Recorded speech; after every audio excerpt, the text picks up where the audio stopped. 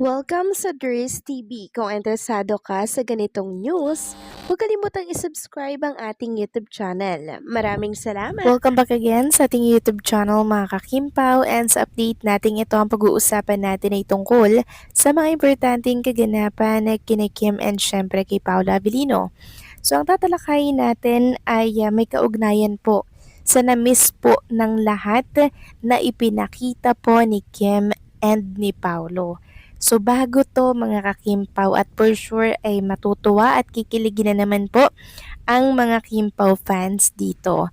And sa pangyayaring ito, nasagot po ni Chinita Princess yung kumakalat na di umano ay tampuhan with Paulo Avellino. So ano kaya itong ginawa ni Kim and Paulo bago po mag-It's Showtime si Chinita Princess? Kaya pala si Kim Chu ay na-late ng very late kanina sa It's Showtime. Nako, mamaya tatalakayin at pag-uusapan natin yan. Pero bago po ang lahat, maraming salamat sa inyong patuloy na pagsuporta at pagsubaybay sa mga daily update natin. Kaya naman bilang pasasalamat, narito po ang isang napili kong komento patungkol ito sa naging previous update. Mula ito kay Ginang Di Magiyat. Sabi niya dito, Good PM Misters, ako Kimers din. Simula pa 2006, unang ngayon. Pero, nang andyan na si Paolo, Kimpaw na ako. Ganun talaga, kailangan tanggapin natin kung sino ang mahal ni Kim. Huwag tayong madamot sa isang boto natin. Sabi nga ng lolo ko, ang tao daw na madamot, pag namatay nakabaluktot. Gusto nyo ba yun? Ang hirap kaya nun, nakakangalay. Dapat mga kakimers, makisama tayo sa Kimpaw. Sabi nga, yung galit, nakaka-cancer daw. Gusto nyo ba yun? Salamat, misters. Maraming salamat din po sa inyong komento. Ginang Di Magiyat. Yes, tama po kayo dyan. Pag masyadong galit, pag masyadong stress, talagang nakaka-cancer yan. Kaya wag tayong magalit. Good vibes lang tayo lagi. Ano na lang yung ibigay natin yung boto, di ba?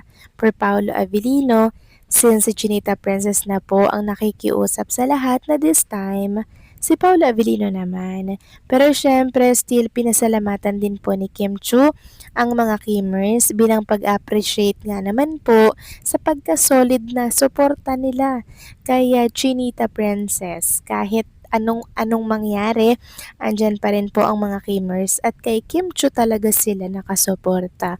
So wala naman tayong magawa doon, igalang na lang din natin siguro yung kanilang mga desisyon. Basta marami pa rin pong Kimpaw fans kumpara po sa Kimmers. At yan ang katotohanan dahil nakita natin yung boto kanina mga kakimpaw ni Paulo na talaga namang napakalaki na po ng lamang kumpara po sa mga kalaban at napakalaki na rin po ng lamang ni Paulo kumpara kay Chinita Princess. So nangunguna po si Paulo, talagang maglalakad po ng red carpet si Paulo dito po sa Korea para yan sa Seoul International Award. So, i-congratulate agad-agad natin si Paulo kasi siya na po yung panalo dito, siya yung nangunguna. So, maraming salamat po sa inyong komento. Ginang Di Magiyat, God bless po sa inyo, and mabuhay kayo. So, eto na nga, pag-usapan na natin ang mga balita po na nakalap natin sa update na to at unahin na nga nating pag-usapan ang tungkol dito kay Chinita Princess. So, kanina, as usual, present na naman po si Chinita Princess and sobrang ganda po ng kanyang outfit kanina. Sobrang lamig sa mata nung kulay, tapos ang ganda pa po nung nagdadala, o diba, pasabog talaga everyday yung outfit ni Chinita Princess. Gustong gusto ko to kasi yung kulay po ng skirt ni Chinita Princess ay may pagka-chocolate. Sobrang aesthetic mga kakimpaw. Tingnan na siyang bumagay talaga ng husto kay Kim Chu. At meron nga pong nagsasabi na wala daw po si Chinita Princess sa It's Showtime kanina. Andun nga po siya mga kakimpaw. Bali na late lang si Chinita Princess. Yung iba kasi sa oras na makitang ay walang Kim Chu sa opening, baka walang Chinita Princess. Nag-o-off na po sila ng kani-kanilang mga television. Umaalis na po agad sila sa Showtime. Ayun pala ay late lamang mga kakimpaw. Pumasok po pala si Chinita Princess So bakit na late? Ayan yung ating sasagutin mga kakimpaw. Dahil ito pong topic natin, ito po talaga yung na-miss ng lahat. Yes mga kakimpaw, na-miss ito ng lahat. Ano ba yung ginawa ni Kim and Paulo? So si Kim Chu po at Paulo ay gumising ng napakaaga mga kakimpaw para gawin itong pag-workout nila. Yes mga kakimpaw, balik workout na naman nga po sila ngayong araw bago po pumasok si Chinita Princess sa It's Showtime. Bali hindi pa nga makikita natin sana itong Kim Chu dahil meron pong naka-cover na babae pong nag-gym dyan.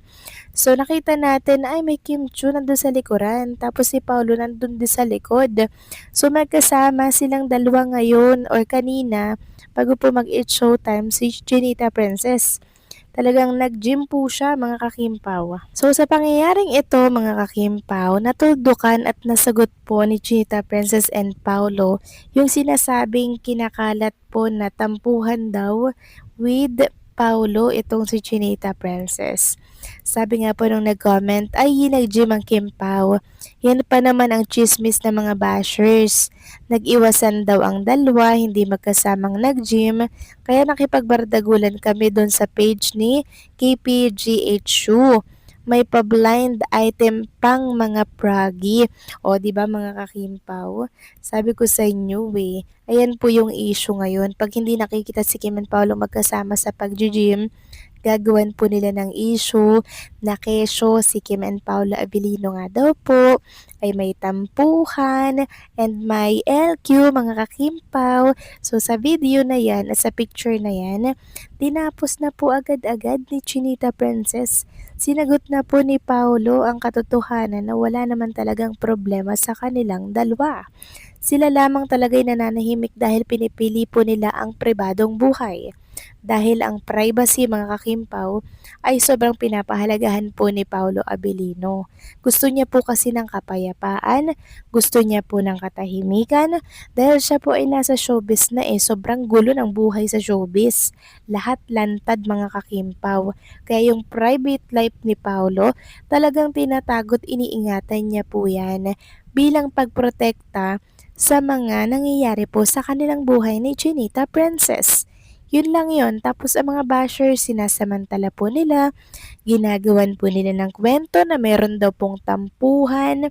So ayan, nila yung video. Nakasama pala si Chinita Princess and Paulo na mag-gym.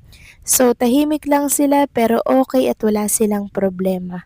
Yun mga kakimpaw. At ang maganda dito, hindi talaga nagpapapatol si Kim and Paulo sa mga bashers na yan.